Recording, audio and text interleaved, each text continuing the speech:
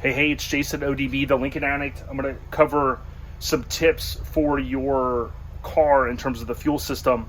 If you've got a stock MEL 430 or 462, this is going to help you out potentially. And if nothing else, it'll be maybe a little bit of entertainment. So let's jump in here. So this is my 64. I'll put the build thread link in the description to the Lincoln forum. There's a bunch of photos in there and a bunch of tips on what I've done over the course of time. I moved the car over here today in the carport, check out the fluids, gonna charge the battery a little bit, cruise it a little bit later. But the topic of this video is the fuel pump, okay? And just tips in general for your setup. Now, a couple things. I'm not necessarily a mechanic, so I don't work on cars every day. So I'm not going to explain, go into the depth of some of these explanations, but I'll tell you this. Every single person in this Lincoln community, including people that have worked on these cars 40 plus years, are going to tell you, as I've said in the listing review videos, is you do not want the 2-port. You want the 3-port fuel pump. We know it's a 3-port because one, there's the 2 screws are not up there. That's usually the indicator that you guys have heard me possibly talk about in the listing reviews if you've watched those. This one has the in, which is easy to explain because we see in. This is the return line, which is a smaller line we'll talk about, 3/16 in a few minutes. And I'm saying 3/16 now so I don't forget. And then this is after the fuel comes in, it comes through this fuel filter, through this line, boom, over here. Now, my suggestion, like Blair, Teresa, Chris Dunn, John Cashman, Herb Kelly, any of these people that have worked on these cars a long time or know these cars inside and out, also in the Lincoln forum, you want to have a 3-port. This one did not have a 3-port when I got it. I got one for a really good deal, maybe on eBay, and I had someone rebuild it, okay? You could spend about $300 to $400, I think, on one without a core. They're not going to want your 2-port anyways. You could argue and say, well, the 2-port has a brass fitting and it makes it a 3-port. It doesn't work. I've seen only a few people over the course of time saying that works for them. And like I always say, if it's not broke, don't fix it. But I highly suggest if you have one of these cars, go with a 3-port. And again, you can see 1, 2, 3, those 3 ports right there. Now, in addition to that, everyone will tell you you want to have this heat shield. I'm not here to break down necessarily, the motors on this side, does the heat shield really work? All I can tell you is this heat shield sometimes is misplaced on your, from mechanics or shops or, or people that own these cars over the course of time. They're real easy to take on. 1, 2, 3, you see there. And they do get misplaced. So number 1, you want to have a 3-port. Number 2, you want to have the shield. Number 3, people swear by this. This insulation, if you will. I think this was the original that was on this car. Actually, I know for a fact it was. I just don't know if it was original for 64. But you want to have this on here, and it helps kind of insulate these lines a little bit. Now, vapor lock is something that's not specific to Lincolns, but I will tell you this. When I first got this car would vapor lock. I would come to, and I think that's when I had the 2-port on it, okay? I would come to a stoplight, and these engines, like I've said, they build a lot of heat. Where these aprons are at in here and where those headers are, I mean, it's nothing out of the ordinary. All engines are going to generate heat, right? Like my buddy Paul says, heat is the enemy of any engine, okay? But these engines, if you have one of those digital thermometers and you shoot it like over here near where the thermostat's at, or you shoot it on the headers or around certain parts on the block, these engines get super, super hot. And I will tell you, and others will too, that when you come to a stoplight and you're idling there and there's all this heat, this fuel will tend to, my understanding is it basically is like, it's baking in there before it can get to where it needs to. So with that being said, the car's going to it's going to be starving for fuel, and the car's going to shut off. Now, I've been in busy intersections, right? In the day and at night, early when I had this car, and the car turns off, and you try to fire it, and it doesn't want to fire because it's not getting the fuel it wants. It's kind of a pain if that ever happens. I mean, you could jump out and spray some carb or some starter fluid in there if you're quick.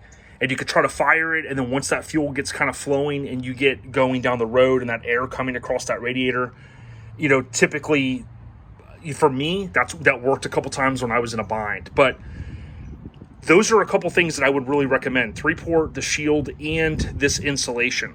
Now, in addition to that, some of you and most of us are going to have different setups. This radiator, when I first got the car, it had the factory radiator, and Teresa from Lincoln Land would say, Jason, I guarantee your radiator is clogged up, right? It needs to be flushed. And I'm pretty certain that was the case. And what was happening is, even though you know, I would drive the car, it wasn't getting enough, you know, it wasn't cooling the way it was supposed to, right? It wasn't cycling the entire way with the entire amount of coolant from the radiator back in. So what I would tell you there is you have a couple of options. Number one, Champion, I think, is out on these right now. Okay, if you go to their website, they're sold out. I don't know if they're going to make more. There are other people selling the aluminum radiators on eBay. They're about twice as much as what Champion was. Okay, things have went up, I get, but they are more expensive. If you can do, you can have your radiator record. You can have it flushed. You can go to an aluminum. The other option that you have is you can either stick with your mechanical fan, right? Some of them have a clutch, some don't. Depends if you have air conditioner or not. This is a fan, and again, I'll put the link to my build thread in the description. You can look at all the part numbers in there. Pat Tien had ran this.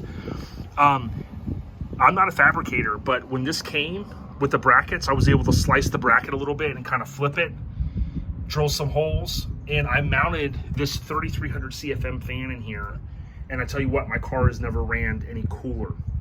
So those are a couple of tips in terms of the cooling / fuel overall. So again, to recap, you want a 3-port, you want to have the shield, you want to have the insulation, but on top of that, you also want to make sure your radiator is either flushed or working properly, or switch to an aluminum. You can also go to the electric fan. Now, if you want to go above and beyond, when I was basically going through every aspect of this car, these soft lines come from the fuel pump over here, and then they come into your hard lines here. You've got your 3/16 and your 3/8. Okay, what I did is I remade both of these lines, and for right now, don't have the shield in here. But what I want you guys to see, where those lines go up, they were fine up there. Typically, they're going to be okay in that area. From the factory, they're going to have the 2 soft lines right there, 1 and 2. You've got your 3/8 that come from where we were just at, and you have your 3/16 right next to it, okay? What I did was I took those off. The ones on this car were pretty damn nasty, and you'll see those photos if you look at my build thread. Not being a professional, I spent a couple of hours. I took those pieces totally out.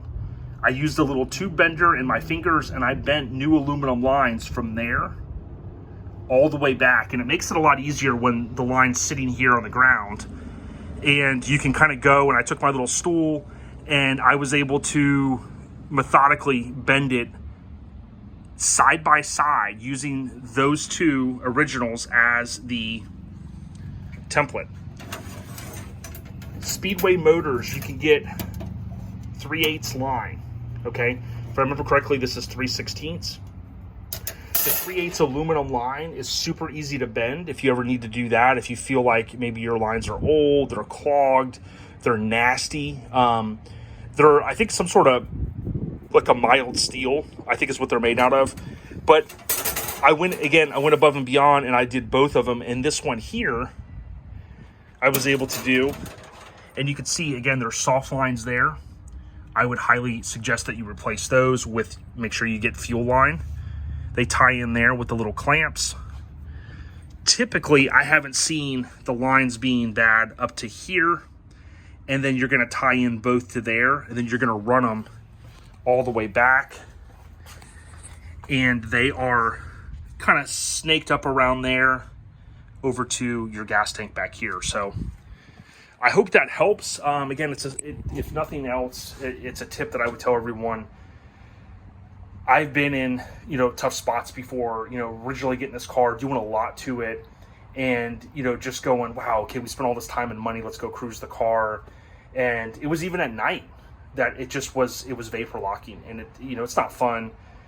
If you don't have anyone with you, you have a hard time, you got to push the car out of the way, whatever the scenario is. So there's some basic things that you can do to avoid breaking down, and those are a couple tips that have really helped me and made this car run damn well. There's a lot more work that's been done to it by Tony and myself for the most part. The engine's been rebuilt, trans has been rebuilt. I mean, really doing a lot of things just to kind of do them.